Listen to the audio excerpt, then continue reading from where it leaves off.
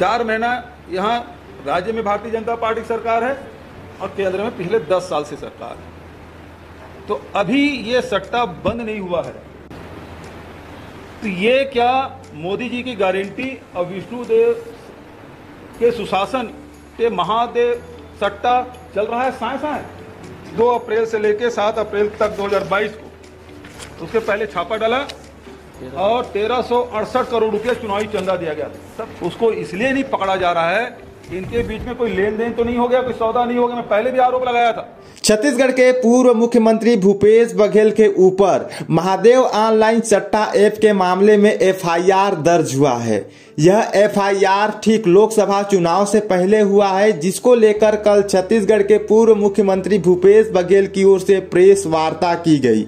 Press वार्ता में उन्होंने बताया कि मेरे ऊपर एफआईआर 4 मार्च को किया गया है, लेकिन इसकी जानकारी कल उन्हें प्राप्त हुई है। भूपेश बघेल ने प्रेस वार्ता में बात करती हुए यह भी कहा कि ये लोकसभा चुनाव से ठीक पहले मेरे ऊपर झूठा आरोप लगाने की कोशिश किया जा रहा है, साथ ही में मेरा नाम खराब करने का भी कोशिश किया जा रहा है। प्रेस वार्ता में उन्होंने बात करते हुए भाजपा की सरकार पर भी कई सवाल उठाए। तो चलिए पूरी जानकारी के लिए आपको छत्तीसगढ़ के पूर्व मुख्यमंत्री भूपेश बघेल जी का वो प्रेस वार्ता सुनवाते हैं, जिसमें उन्होंने महादेव सट्टा ऐप के मामले में क्या कुछ कहा। चलिए सुनते हैं छत्तीसगढ़ के पूर्व मुख्यमंत्री भूपेश बघेल जी को। सभी पत्रकार साथियों का आज की पत्रकार वार्ता में स्वागत। लोकसभा के चुनाव घोषित हो चुके हैं। कौन से चरण में कौन से लोकसभा के चुनाव होंगे ये भी तिथि तय हो गया है। कांग्रेस पार्टी ने मुझे राजनांदगांव से लोकसभा का प्रत्याशी बनाया है। ये चर्चा मीडिया में बहुत पहले से ही शुरू हो गई थी कि भूपेश बघेल को लोकसभा राजनांदगांव से लड़ाया जाए। इसी बीच में फिर से महादेव ऐप का जिन्न बाहर आया। आज दिल्ली से एक खबर छपी जिसमें महादेव ऐप सट्टा में यूडब्ल्यू ने एफआईआर दर्ज की है, जिसमें मेरा भी नाम। बहुत ही सामान्य सी बात है, यदि थाने में या फिर यूडब्ल्यू में एफआईआर दर्ज हो तो उसी दिन उसको अपने वेबसाइट में उसे डाल दिया जाए। एफआईआर की कॉपी आप देखेंगे, ये 4 मार्च पे एफआईआर की कॉपी है। इसमें 4 मार्च लिखा गया है। आज रविवार के दिन 17 तारीख को दिल्ली से इसे प्रकाशित किया गया। नहीं, एफआईआर तो रायपुर में दर्ज हुआ। 13-14 दिन तक क्या करते रहे। आप सब जानते हैं कि लीकर में और दूसरे कोल में सब एफआईआर दर्ज हुआ और तत्काल उसको वेबसाइट में डाल दिया गया। इसे क्यों नहीं डाला गया? महत्वपूर्ण बात ये है कि ये जो महादेव ऐप है, इसके बारे में कम से कम रायपुर के और छत्तीसगढ़ के पत्रकार भली भांति परिचित हैं, क्योंकि अनेक बार इसके बारे में आप सबसे मैंने चर्चा कर ली। 2022 में इसके खिलाफ हम लोगों ने एफआईआर दर्ज किया। पहला एफआईआर दुर्ग में, फिर रायपुर में, बिलासपुर में, अन्य जगहों में करीब 72 एफआईआर दर्ज किए गए और इसमें लगभग 450 गिरफ्तारियां हुई। उड़ीसा में, बंगाल में, अन्य प्रदेशों से भी गिरफ्तारियां हुई। इसमें बहुत सारे गैजेट्स, मोबाइल, लैपटॉप गिरफ्तारियां हुई, राशि भी पकड़े गए। और ये भी 2022 में, क्योंकि जो जुआ प्रतिषेध अधिनियम है वो बहुत लचीला था, उसे कड़ा बनाने के लिए हमने विधानसभा में इसे बिल भी लाया, पारित भी कराया और लागू भी की। पूरे देश में महादेव ऐप जो सट्टा है उसके खिलाफ यदि कार्रवाई की गई केवल छत्तीसगढ़ में और थोड़े बहुत ने व्यापक पैमाने पर, और इसमें 1000 से अधिक खाते सीज की गए, 200 से अधिक एटीएम कार्ड जब्त किए गए। लेकिन महत्वपूर्ण बात यह है कि यहाँ उनके कोई हेड ऑफिस नहीं है, ये संचालित कहीं और से होता है। इस बीच में रवि उत्पल और सौरभ चंद्राकर खिलाफ लुकआउट सर्कुलर भी हमने जारी किया। ये विदेश में थे, इसको पकड़ के लाने की जिम्मेदारी भारत सरकार की थी, उन्होंने पकड़ा नहीं, बल्कि चुनाव आते आते इसमें कहानी में ट्विस्ट लाने के लिए शुभम सोनी का एंट्री होता है। अभी तक उसके पहले तक ये तो यही था कि रवि उत्पल और सौरभ चंद्राकर दो ही उसके डायरेक्टर हैं, लेकिन अचानक शुभम सोनी आते हैं और उन्होंने एक वीडियो जारी करता है जो भाजपा के कार्यालय से जारी होता है, ईडी कार्यालय से नहीं। और इसी बीच में आपने देखा होगा असीम दास नाम का व्यक्ति दुबई जाता है, वापस रायपुर आने के बाद किसी होटल में उसको पकड़ा जाता है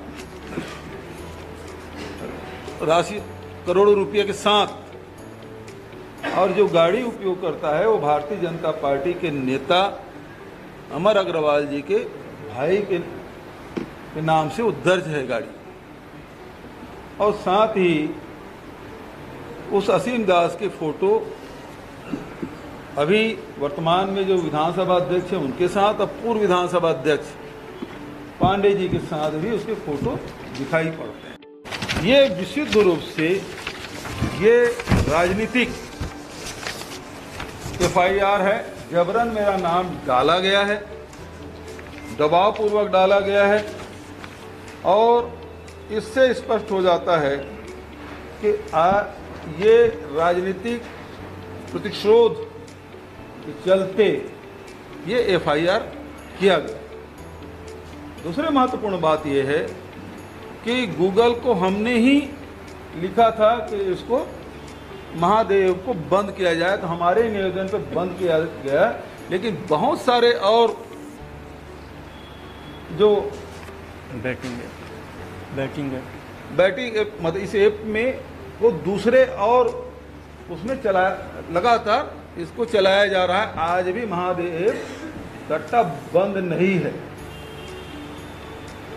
4 महीना यहाँ राज्य में भारतीय जनता पार्टी की सरकार है और केंद्र में पिछले 10 साल से सरकार है, तो अभी ये सट्टा बंद नहीं हुआ है। तो ये क्या मोदी जी की गारंटी और विष्णुदेव के सुशासन के महादेव सट्टा चल रहा है साए साए?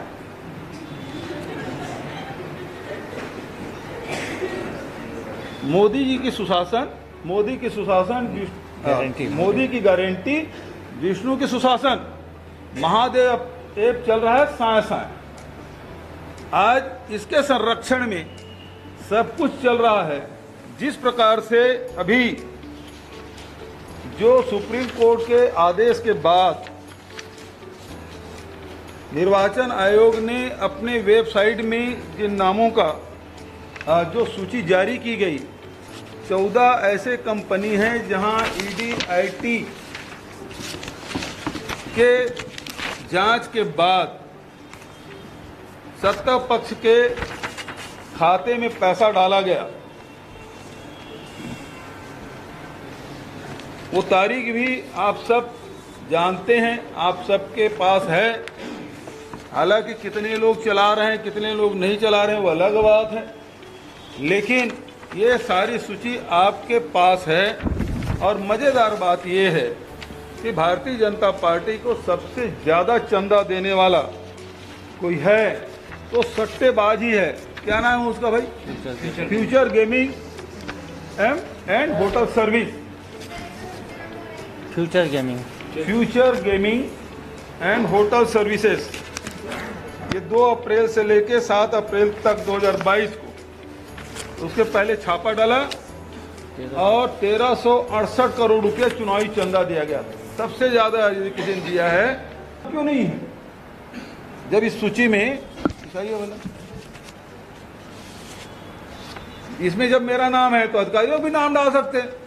अब इसमें आप संबंधित ब्यूरोक्रेट्स, पुलिस अधिकारी गण, OSD गण, अज्ञात निजी व्यक्तिगण, ये क्या है? एक FIR में आप कांग्रेस जन लिखते हैं, कांग्रेस गण सबको लिख डाले। इसमें अब मेरे निजी में तो आप लोग भी आते हैं भाई। मेरे सबसे ज्यादा पत्रकारों से मेरे संबंध है, मोहन भाई।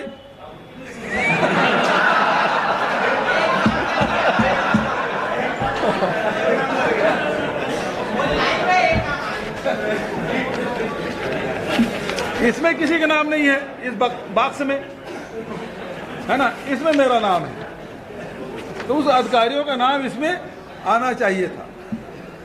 तो इसका मतलब ये है कि जानबूझ के बदनाम करने के लिए लोकसभा चुनाव है और इसी मुद्दे पे ये लोग चुनाव में जाएंगे। इसको कौन रोक रहा है? लेकिन कोई प्रमाण तो हो। 3 साल से लगातार ये घूमते रहे, इनको कोई तथ्य मिला नहीं, पूरे देश में चल रहा है। उनका तो ये है, देखिए इनका तो आइडियोलॉजी यही है, या तो हमारे पास आ जाओ और नहीं तो आपके खिलाफ कार्रवाई के लिए तैयार रहो।